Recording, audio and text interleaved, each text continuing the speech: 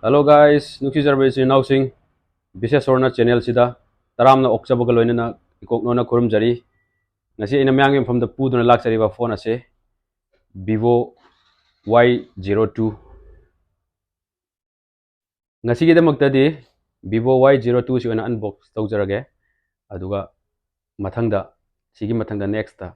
aina athu matamda ina puduna lakjaragani Redmi Note 12 5G sina mathangda mong myam ngai minarsi ngasi gi ona di Vivo Y02 si ona unbox tawjarage karumba ina phone ki specs haijarak matamda soigiba langiba yawarbasu isin nausingna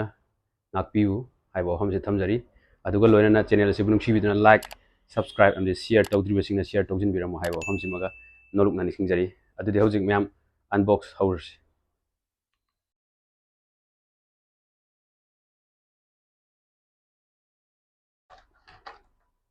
10 watt ki charger am laira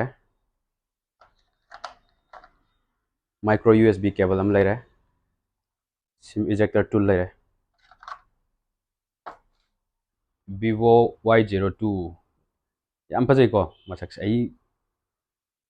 aina aigi wakal yam phajai na khale boxy design ga oiraga yam phajare hojik market ta phangba color se ani ni sigi device sigi oina cosmic gray haiba amaga orchid blue haiba amaga adu aigi khutta hojik laiba simam orchid blue ni yam phajai cosmic gray to adum phajaram gani na khali adudi hojik design and build quality matang da ekta hojaraga myam sida Vivo gi brand maming irego aduga sida circle achawam laire si manung sida camera and LED flash laire side ka si pura flat oiraga yam phajai maning sisu flat ni मैम हौजरगे सी ममांग से glass लेरे अदुगा मनिंग back panel सिगा frame से प्लास्टिक नि ग्लास नते पॉलीकार्बोनेट प्लास्टिक नि अदुगा सी कैमरा गे अकोब लेफ्ट से ग्लास नि रेनबो इफेक्ट का तौरगा यम फजे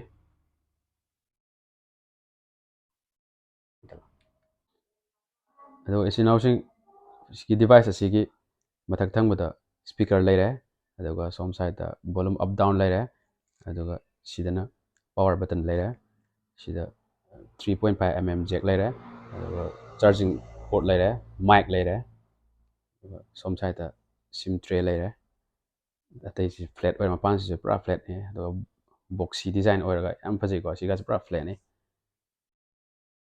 लुक से पूरा प्रीमियम लुक ने यम फजे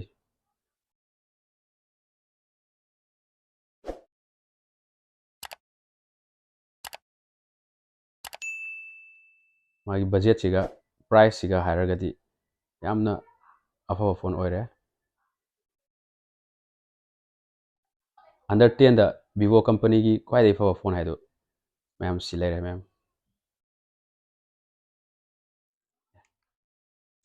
अदुगा मागी केनो से परफॉर्मेंस की मतंग दा हाइजरगदी मागी चिपसेट से MediaTek Helio P22 ni aduga CPU na octa core 2 GHz Cortex A53 aduga 6 bit aduga fabrication na 12 nm graphic power se GE8320 oiba RAM na 3GB oiba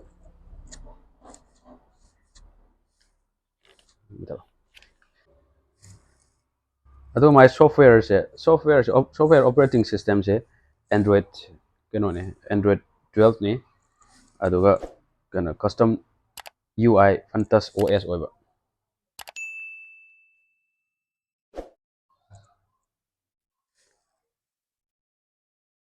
adum magi budget siga hargadi adum phaba phone oire masaksu phajare Vivo company na yamna phajaba device ma mayam gidam putok pire mayam som site ta sim tray lere hojik my connectivity sim gi matang da yengase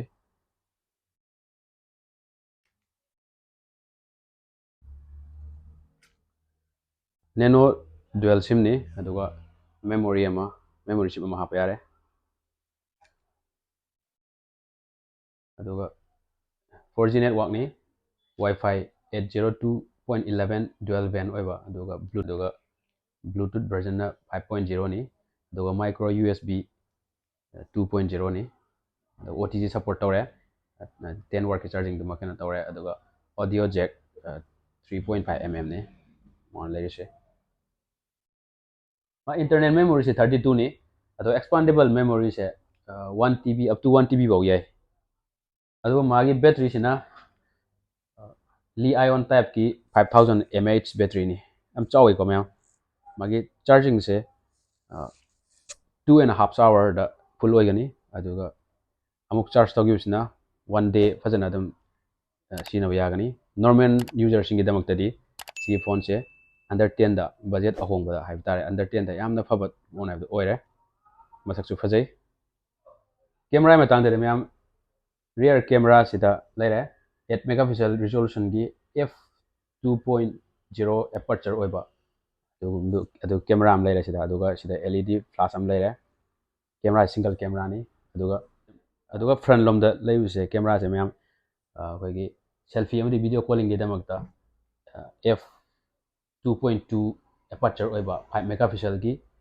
front facing camera ma sida leire water drop notch ki type sida leire ado hoji camera test taro yengasi hoji mai sida mode sida beauty mode leire aduga sida photo leire video leire time lapse leire makan magi ma'am yaure ado settings leire settings sida ma'am leire camera se am sengi ko camera fajai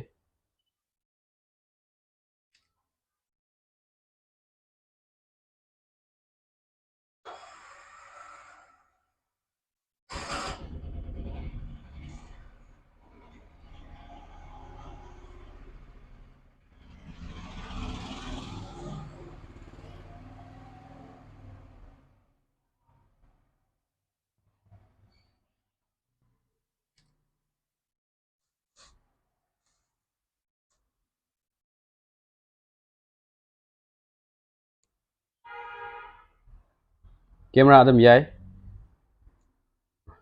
camera se adam fajai sida video camera leire aduga sida zoom in zoom out leire normal user singi damak tadi camera se adam fajare magi budget siga price keno siga haragadi am fabo camera adam oi result sai petang yung view adum se camera se fajai sengi selfie gini color tone ga se adam yai